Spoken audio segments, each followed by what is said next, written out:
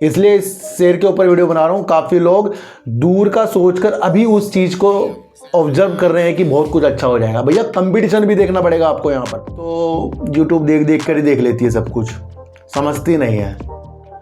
मैं आपको उन्हें चीज़ें समझा दी, मैं इसको गलत नहीं बता रहा हूँ। मैं कह रहा हूँ हम उस चीज़ पर दाव लगा रहे हैं। मुझे ये कमेंट में बता देना जिसके मकसद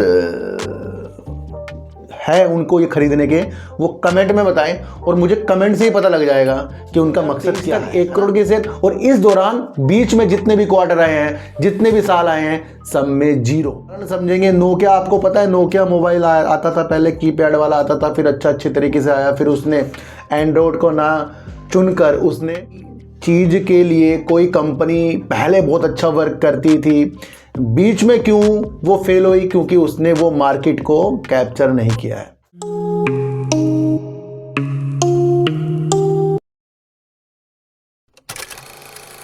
नमस्कार, मैं स्वागत करता हूं आपका अपने ही चैनल पर जिसका नाम है सार्थक बाजार से। आज बात करेंगे यस बैंक का Q4 आ गया और यस बैंक ने सबको चकित कर दिया है, और इस चकित होने पर हमें क्या सोचना है उस बारे में बात करेंगे। एक शेयर जिसको काफ़ी दिनों तक टीवी चैनलों पर, न्यूज पर लॉटरी वाला शेयर से संबोधित भी किया गया था। उस शेयर को नवरत्न का दर्जा मिल गया है, उसके बारे में भी बात करेंगे, जिस शेयर का नाम है ईडा, यानी कि Indian renewable energy development agency. IREDA की बात करेंगे और बात करेंगे हिंदुस्तान मोटर्स, क्योंकि ये कंपनी काफ़ी पुरानी वाहन निर्माता कंपनी है और इसके अंदर हमारी प्रतिक्रिया क्या जाग रही है, क्या इसकी जो तेज़ी है इसे कहाँ पर लेकर आ गई है, जिससे कंपनी के अंदर कुछ भी अच्छा नहीं है, उसके बारे में भी जानेंगे। देखो सर, इन सब की बात करने से पहले थोड़ा सा मैं आपको समझाऊंगा। कुछ शेयरों के अंदर वो प्रतिक्रिया होती है कि भैया उसका फंडामेंटल हाल ही में सही नहीं होता, लेकिन उसके व्यू बहुत अच्छे होते हैं, तो वो अलग बात हो जाती है। कुछ कंपनी के अंदर बिल्कुल फंडामेंटल खराब होते हैं, पर वो किसी आस पर चलते रहते हैं ना भाई। किसी चीज़ के लिए कोई कंपनी पहले बहुत अच्छा वर्क करती थी, बीच में क्यों वो फेल हुई? क्योंकि उसने वो मार्केट को कैप्चर नहीं किया है। समझ रहे सर? अब अगर वही कंपनी फिर से मैदान में उतरेगी, क्या दोबारे से वो मैदान को हासिल कर लेगी, जीत लेगी? ये मुमकिन जल्दी नहीं हो सकता, क्योंकि अब वो कंपनी जो पहले बहुत राजा बनी हुई थी, अब वो उस क्षेत्र पर दोबारे से वर्क करेगी, तो वहाँ पर उसके प्रतिद्वंदी यानी कि कंपटीशन ज़्यादा से ज़्यादा होता जा रहा है। देखो सर, थोड़ा सा उदाहरण समझेंगे। नोकिया, आपको पता है नोकिया मोबाइल आता था पहले, कीपैड वाला आता था, फिर अच्छे तरीके से आया, फिर उसने एंड्रॉयड को ना चुनकर उसने माइक्रोसॉफ्ट के जो फ़ोन आते थे उस तरफ उसने अपना, विंडो फोन्स उस तरफ उसने अपना ध्यान केंद्रित किया, और वो क्या हुआ? फेल हो गया। नोकिया पहले कितना महारथी हासिल करता था और उसके बाद किसी कंपनी ने उसको हायर किया और उस नोकिया से दोबारे से वो बाजार में उतरा, फिर क्या हुआ? फिर फेल हो गया वो। नोकिया पर लोगों का विश्वास पहले बहुत था, पर नोकिया अब चल क्यों नहीं पाया? क्योंकि जब उस पर विश्वास था उस टाइम खिलाड़ी कम थे। आज खिलाड़ी इतने ज़्यादा हैं, इतनी प्रतिस्पर्धा है ना भैया, मैं आपको बता नहीं सकता। तो नोकिया वहाँ पर फेल हुआ। इसी तरीके से हर एक वो बिजनेस जो पहले अच्छे थे, अब कहीं ना कहीं जाकर वो कुछ लोगों के फेल होते जा रहे हैं, क्योंकि वहाँ पर कंपटीशन ज़्यादा हो गया है। इसी तरीके से मैं ये आपको इसलिए समझाया, इसी तरीके से एक हमारी कंपनी है हिंदुस्तान मोटर्स लिमिटेड, जिस कंपनी का वजूद पहले बहुत ज़्यादा था, बीच में वो बर्बाद हुई, फिर से कंपनी के अंदर जान आई। और कंपनी के अंदर जान इसलिए हमें लग रही है क्योंकि कंपनी कह रही है कि वो ईवी क्षेत्र पर उतरने की अपनी प्लानिंग कर रही है। देखो सर, अगर वो प्लानिंग कर रही है फिर भी काफ़ी साल लग जाएंगे। प्लानिंग करके वो अपनी कार उतारेंगे, उसमें कई साल लग जाएंगे।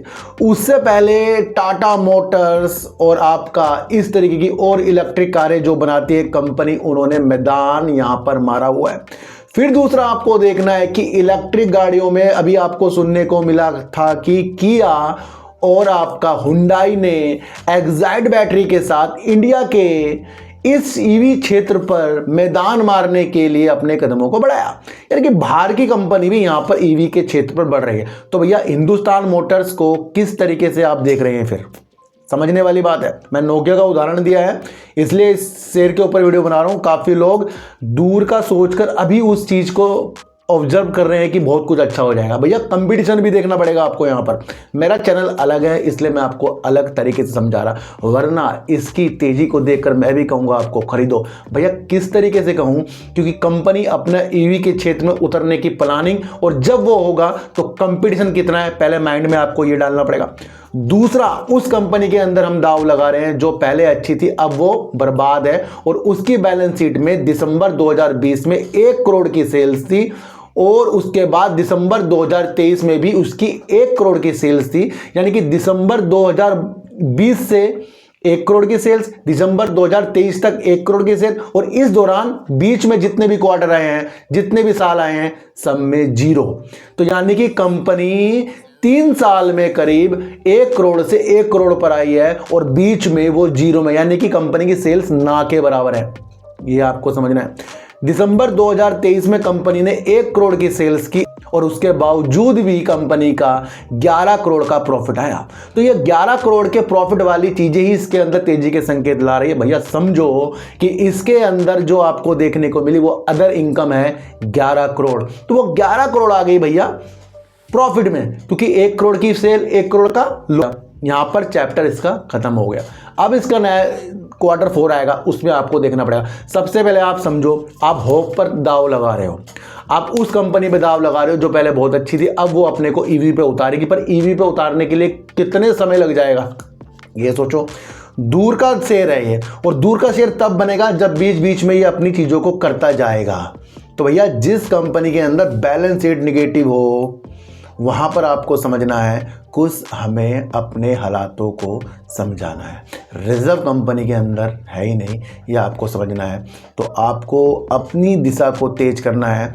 हिंदुस्तान मोटर्स अगर आपको तेजी दिखा रहा है, फिर वो उसका अंदरूनी मामला है, और अंदरूनी मामले तक हम नहीं जाते।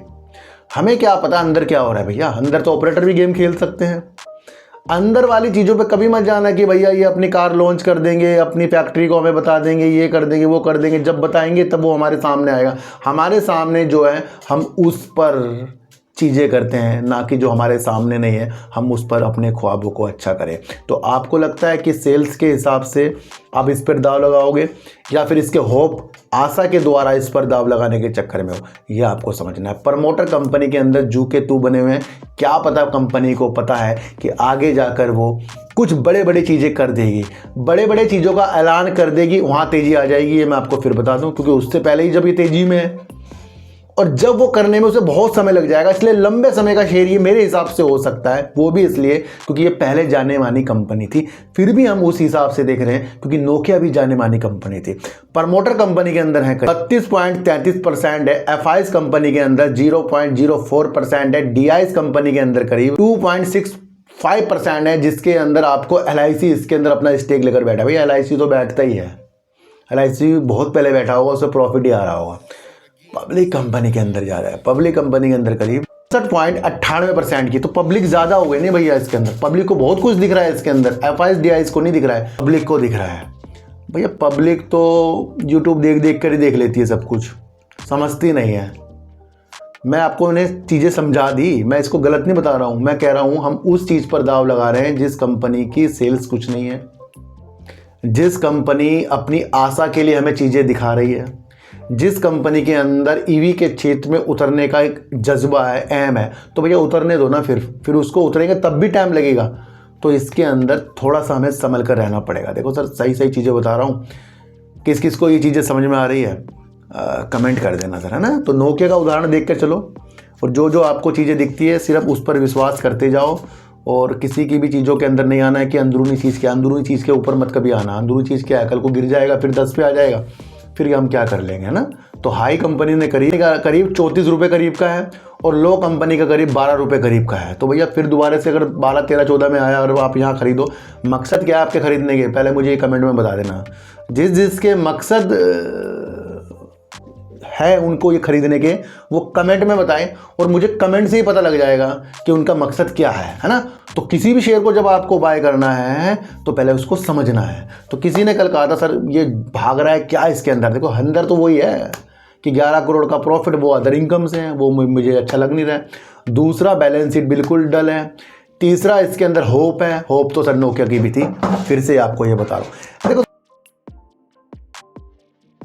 सर आज आपको मैंने फिर से यस बैंक की वीडियो बनाने का वादा किया था और कल मैंने आपके लिए दोनों चैनल पर यस बैंक की जो रिजल्ट ये प्रस्तुत करेगा उस पर आपको मैंने कहा था आपको लंबे विषय बनाकर चलना है, शांति के साथ बैठना है, क्योंकि यस बैंक के अंदर आगे जाकर बहुत ज़्यादा फेरबदल भी हो सकते हैं, क्योंकि इसके अंदर जो डीआईज बैठे हैं वो उसके अंदर एसबीआई है और एसबीआई को अपना बैंक भी देखना है भैया, तो वो निकलने की चीज़ों के साथ आएगा। तो वो सारी चीज़ें अब आपको आगे जाकर देखने को मिल सकती है, क्योंकि बैंक ने अपने वजूदों को बहुत बेस्ट कर लिया और ये डूबने के बाद से अभी तक का इसने सबसे ज़्यादा सेल्स और अभी तक की इसने सबसे ज़्यादा प्रॉफिट कर दिया।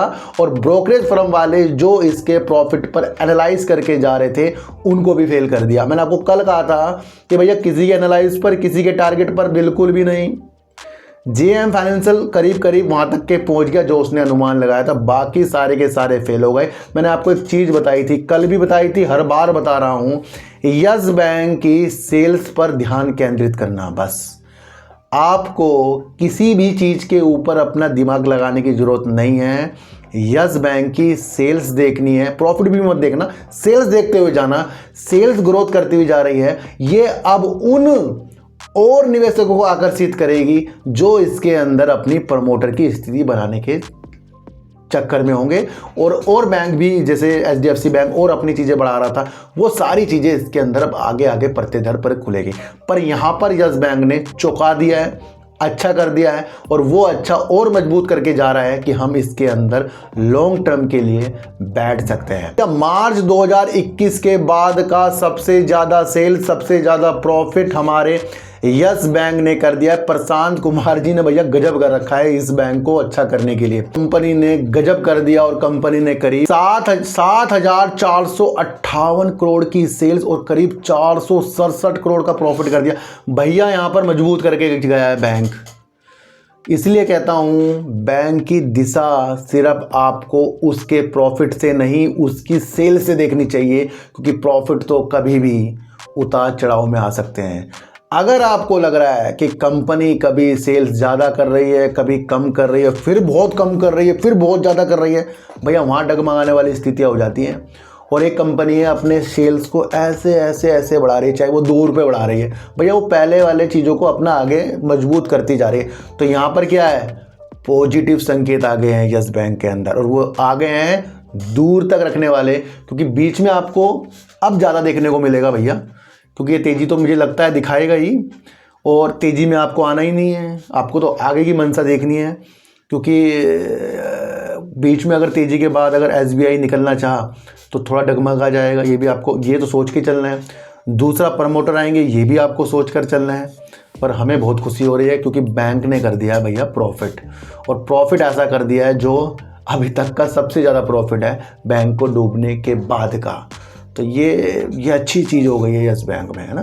मुझे पहली बार ये चीज़ें यस बैंक में अच्छी लग रही है कि इसने प्रॉफिट भी सबसे ज़्यादा कर दिया और सेल्स भी सबसे ज़्यादा कर दी है। और मैं आपको ध्यान केंद्रित इसके सेल्स पे ही करके जा रहा हूँ। इसलिए मैं कह रहा हूँ चाहे 27 पे कोई खरीदे, चाहे 20 का कोई टारगेट दे, आपको अपने वजूदों के साथ चलना है। आपका वजूद क्या कह रहा है, बैंक प्रगति कर रहा है ना भैया। बैंक जब प्रगति कर रहा है तो भैया प्रगति के साथ आपको अपना तालमेल बिठाना चाहिए। यानी कि किसी की सेल्स ही नहीं पता हमें, हम तब भी उसमें अपना तालमेल बिठा रहे हैं, भैया हम क्यों डूब रहे हैं खुद ही अपने हाथ से। हिंदुस्तान मोटर्स में सिर्फ आप होप में घूम रहे हो, और होप कभी भी टूट जाती है। तो तब आप अपना हिंदुस्तान मोटर्स में दिमाग लगाइए जब आपको प्रतिस्पर्धा भी पता हो किसके साथ ये करेगा, तो उन चीज़ों के साथ भी आपको देखना है। बाकी जो चीज़ अच्छी होती हैं हो जाएंगी। तो यस बैंक ने यहाँ हमें कर दिया है चकित, और ऐसा चकित कि ये प्रशांत कुमार जी का बेस्ट परफॉर्मेंस वाला क्वार्टर है जो उस वक्त आया है जब इसके अंदर प्रमोटर वाली चीज़ें आ रही हैं। तो प्रमोटर और आकर्षित हो जाएंगे अब, क्योंकि भैया सेल्स बढ़ा रहा है। वो तो सेल्स देखते हैं भैया, प्रमोटर जितने भी होते हैं बाहर लेने वाले, बड़े निवेशक लेने वाले देखते हैं। तो भैया गुड न्यूज़ है, और गुड न्यूज़ के साथ अब हमें 2 दिन का वेट करना भी पड़ेगा आज और कल के लिए। देखते हैं अब मार्केट कैसी रहती है, और मार्केट सही रही तो ये भी थोड़ा सा आपको उजाले की संकेतों के साथ आएगा, है ना। एक शेयर के बारे में बात करेंगे, लॉटरी वाला शेयर था और ये न्यूज़ में भी आ रहा था, चैनलों पे भी आ रहा था, मैं भी आपको बता रहा था। काफ़ी लोगों को इसने परेशान भी कर रखा है, काफ़ी टॉप पर भी गया है, वहाँ से भी अब ये नीचे वहाँ तक कि ये पहुँचा नहीं है। क्योंकि आपको पता है कि कंपनी जो वर्क करती है नवकरणीय जो ऊर्जा के स्रोतों के लिए, नए प्रोजेक्ट के लिए वर्क करती है, उनको वित्तीय सहायता प्रदान करती है, क्योंकि ये एक गैर बैंकिंग वित्तीय पोषित करने वाला संस्थान है, फाइनेंस वाला है, जो ग्रीन ऊर्जा की तरफ अपने पैसों को देता है। तो ये भी इसके अंदर एक बेस्ट वर्क है, क्योंकि आने वाला समय 2030 के लक्ष्य ग्रीन एनर्जी पर 500 गीगावाट जो हैं वो ग्रीन एनर्जी से हैं। तो वहाँ पर जितनी भी ग्रीन एनर्जी वाली कंपनियां हैं वो उसके लिए वर्क करेगी, और उन्हीं कंपनियों में कुछ कंपनियों को ये इरडा जो है फाइनेंस करेगा। तो इसका तो वजूद ऊपर ही ऊपर रहना वाला है, पर लंबे समय के लिए, ये आपको समझकर चलना है। ये कई क्षेत्रों पर अपने दिमाग को ध्यान केंद्रित कर रहा है, यानी कि इरडा जो है, इसके जो CMD MD हैं वो ये बता रहे हैं कि इरडा जो है सौर ऊर्जा के साथ साथ हरित हाइड्रोजन पंप भंडार के क्षेत्रों के भी खोज के लिए, दिशा के लिए, लक्ष्य के लिए अपनी चीज़ों को करता जाएगा। और ये बड़े ही अपने को अच्छा महसूस कर रहे हैं, क्योंकि वो ज़माना जो छत पर आपको सोलर के चीज़ें देखने को मिल रहा है, उस क्षेत्र के लिए भी ये अपने को बहुत काबिल समझते जा रहे हैं। ये भी आपको समझकर चलना पड़ेगा। एक गुड न्यूज़ इसके अंदर ये आ रही है कि इरडा को केंद्र सरकार की तरफ से 26 अप्रैल को नवरत्न कंपनी का दर्जा मिल गया। जब नवरत्न कंपनी का दर्जा मिल गया भैया, अपने आप में होल्ड करने वाला शेयर बन गया है। ये दूर की दृष्टि के साथ बन गया है, क्योंकि जितनी भी परियोजना के लिए वर्क करेगा ये उसको पैसा देगा, और वो प्रोजेक्ट कब तक के चलेंगे वो समय आपके पास होना चाहिए। तो ये लंबे समय वाले शेयर हैं जो आगे जाकर अच्छे रेट पर भी मिल सकते हैं, क्योंकि ग्रीन एनर्जी पे आगे आगे जाकर ज़्यादा वर्क होगा, कोयला कम होता जाएगा। इस तरीके से जो चीज़ें हैं बढ़ती जाएगी, उनसे पैसा ये लेकर फिर उनको आगे देकर फिर आगे की तरफ बढ़ता जाएगा। तो यानी लंबा प्रोसीजर के साथ ये शेयर बच्चों वाला हो सकता है भैया, अपने बच्चों के लिए रख दें या पढ़ाई के लिए रख दें, वो हो सकता है, क्योंकि बेस्ट वर्क कर रहा है। नवरत्न कंपनी का दर्जा मिल गया है, ये भी इसके अंदर बेस्ट वर्क है। देखो सर, आपने रूफ टॉप जो देखे थे, जो छतों पर लगते हैं, और वो एक परियोजना है PM कुसुम की, आपको पता ही है। तो उसके अंदर भी उस चीज़ को करने के लिए इरडा का भी नाम आगे है, ये आपको पता है।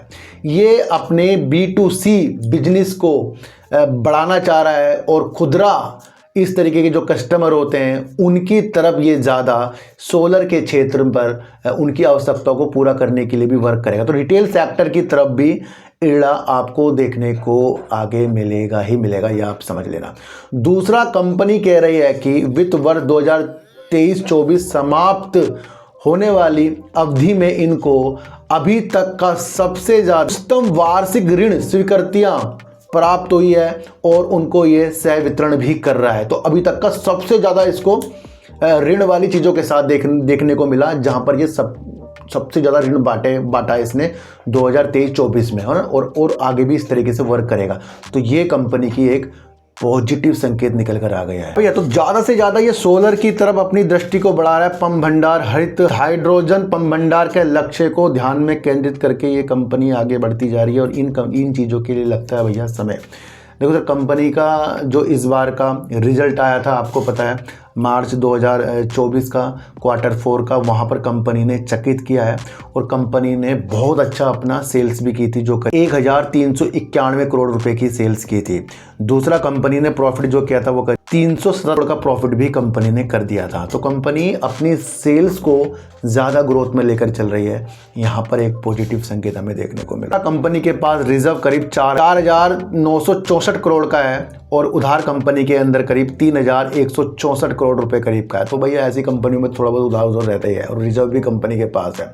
दूसरा आपको देखना है कैश फ्लो। देखो सर, कैश फ्लो कंपनी का निगेटिव है क्योंकि कंपनी ने मार्च 2023 में भी करीब जो पैसा डालना था वो नहीं डाला, माइनस में 12,343 करोड़ रुपए जो मार्च 2023 में डालने थे अपने ऑपरेटिंग एक्टिविटी से वो नहीं डाले। दूसरा आपको मार्च 2024 का भी चीज़ें आगे, यहाँ पर भी कंपनी का ऑपरेटिंग एक्टिविटी माइनस में जो करीब 11,100 करोड़ है, ये भी निगेटिव संकेत दिख रहा है। दूसरा इसके अंदर देखने को मिला है कि इन्वेस्टिंग एक्टिविटी वो भी इसके अंदर माइनस में है और कंपनी ने 2024 में करीब जो डाटा दिखाया जा रहा है कैश फ्लो का वो करीब 12,059 करोड़ रुपए तक का इस कंपनी ने उधार भी लिया है ना, इस तरीके से। तो ये कंपनी अभी उधार ले रही है। पर यहाँ पर क्या देखने को मिलता है, मैंने आपको कहा था ना कैश फ्लो किसी किसी कंपनी का अगर कमज़ोर है पर फिर उसकी और चीज़ें देखी जाती है। एक तो हमारे देश के प्रधानमंत्री की जो सोलर की परियोजना है कुसुम वाली, क्या करेगा उसके लिए बेस्ट। दूसरा हरित हाइड्रोजन पंप भंडार सौर पे बढ़िया ग्रोथ करता जा रहा है, तो क्या है उसकी दिशा आगे होगी। तीसरा आपको छतों में जो एक व्यापार सा बढ़ता जा रहा है सोलर का, वहाँ पर भी अपनी दिशा को बहुत अच्छा करता जा रहा है। चौथा इसके अंदर नवरत्न कंपनी का दर्जा मिल गया। तो ये सारी चीज़ें इसको अपने कैश फ्लो को अच्छा करने के लिए वाजिब है जो आगे जाकर ये कर देगा, है ना भैया। तो इस तरीके से भी कंपनी को देखा जाता है। तो ये एक इसका देखो सर, हर एक कंपनी का कैश फ्लो अगर आपको खराब दिशा से ही देखना है तो फिर आपको मार्केट में सिर्फ फिर आप बैलेंस शीट में उलझ जाना। हर एक चीज़ बैलेंस शीट से भी नहीं मिलती, मैं आपको बताऊं, और हर एक चीज़ चार्ट से भी नहीं मिलती, हर एक चीज़ अलग अलग तरीक़ों से भी नहीं मिलती। पर कुछ कंपनी में कुछ विशेष होता है जो उसकी अलग चीज़ आपके माइंड में आनी चाहिए। तो ये विशेष दिख रहा है भैया, ये दूर की दृष्टि के साथ विशेष दिख रहा है, ये आपको समझना। एक चीज़ आपको और देखने को मिलेगी इसका शेयर होल्डिंग पैटर्न, जहाँ पर आपको प्रमोटर देखने को मिलेंगे 75% के, और जहां पर आपको एफआईज इसके अंदर कम हुए करीब 1.36% के। डीआईज तो काफ़ी कम हो गए जो यहाँ के हैं, वो पहले जो थे करीब 4.33% के, अब कितने 0.94%। ये एक सोचने का विषय है कि डीआईज ने मार्च 2024 में बहुत ज़्यादा अपनी होल्डिंग को कम कर लिया है और पब्लिक कंपनी के अंदर करीब 22.70% करीब के है। तो शेयर होल्डिंग पैटर्न इसका थोड़ा सा एफआईज डीआईज की तरफ निगेटिव दिख रहा है। कैश फ्लो इसका निगेटिव है, सेल्स पॉजिटिव है और सेल्स से ही सब कुछ चीज़ें बदल जाती हैं। दूसरा कंपनी का एम पॉजिटिव है। तीसरा कंपनी को नवरत्न कंपनी का दर्जा मिल गया है। तो यहाँ से कंपनी बेस्ट लग रही है। मैं क्या कह रहा हूँ, दूर की दृष्टि के साथ किसी की भी चीज़ों को आप आंकलन तब आपको करना चाहिए जब आपको वो सारी चीज़ें पता हों जिसकी वजह से शेयरों के अंदर उतार चढ़ाव आ जाते हैं और उस उतार चढ़ाव में आप अपने को कैसे संयम प्रदान करते हैं कि भाई अच्छी कंपनी में उतार चढ़ाव आ रहे हैं तो वहाँ आप कैसे अपने को दर्शाते हैं, पैनी में आ रहे हैं कैसे दर्शाते हैं। तो वो सारा फंडामेंटल चेक करके आपको होना चाहिए। तो कंपनी मांग रही है भैया आपसे समय, तो किस किस के पास समय है वो आपको समझकर चलना पड़ेगा। तो भैया सबसे पुरानी कंपनी हिंदुस्तान मोटर्स के अंदर अभी कोई भी उज्ज्वलता की दृष्टि नहीं है। अदर इनकम 11 करोड़ की दिसंबर 2023 में थी, वही उसका वो प्रॉफिट है, इसलिए थोड़ा सा अपने कदमों को आपको संभालना है। कंपनी कोई भी अपनी इतनी ज़्यादा सेल्स नहीं कर रही है, बल्कि जितनी सेल्स कर रही है उतना वो एक्सपेंस खर्चा कर रही है और बाकी क्वार्टरों में 0 इसकी सेल्स थी। तो उस कंपनी के अंदर आपकी दृष्टि क्या है? बस यही आपके अंदर वो चीज़ें हैं कि कंपनी कुछ चीज़ अच्छा कर सकती है, भैया नहीं करा तो वो भी चीज़ें आपको समझकर चलनी पड़ेगी। तो दूर की दृष्टि का ये भी शेयर मुझे लग रहा है अगर ये कुछ चीज़ों को अच्छा करके जाए, पर उसमें काफ़ी समय लग जाएगा, इसलिए समझ कर चलिए क्योंकि समझ ही आपको बहुत बलवान करके जाएगी। यस बैंक ने अपनी स्थितियों को और मजबूत कर दिया और अपनी स्थितियों को ये और मजबूत बड़े निवेशकों के अंदर भी कर रहा है। भैया उन्हें भी तो दिखेगा ना, अब इसका इतना सेल बढ़ गई, प्रॉफिट बढ़ गया, तो वो आकर्षित होंगे। तो यहाँ पर यस बैंक की चीज़ें बदलने वाली है। अब देखते हैं मंडे क्या इसके अंदर होता है। फिर भी आपको देना है संयम दूर तक का, है ना, संयम दोगे सब कुछ अच्छा हो जाए। तो सर इस चैनल पर किसी को भी खरीदने बेचने की सलाह नहीं है। ये चैनल आपका अपना है जो आपको अपना समझकर कुछ चीज़ें बताता है। इसलिए किसी भी शेयर को लेने से पहले अपनी एनालिसिस की आंखें खोलिए, और उस आंखें खोलने का मतलब है सच्चाई को देखिए। किसी की भी बहकी बहकी बातों में आना नहीं है, किसी की भी कहने पर शेयरों को खरीदना नहीं है, ना ही किसी भी शेयर को बेचना है किसी के भी कहने पे। तो चींटी को आटा दीजिए, गाय को रोटी दीजिए, और अपने बच्चों को ज़्यादा से ज़्यादा प्यार कीजिए, क्योंकि बच्चे ही आपकी मासूमियत से किस्मत पलटेंगे। तो फिर मिलेंगे आपसे नई वीडियो के साथ, जब तक के लिए नमस्कार।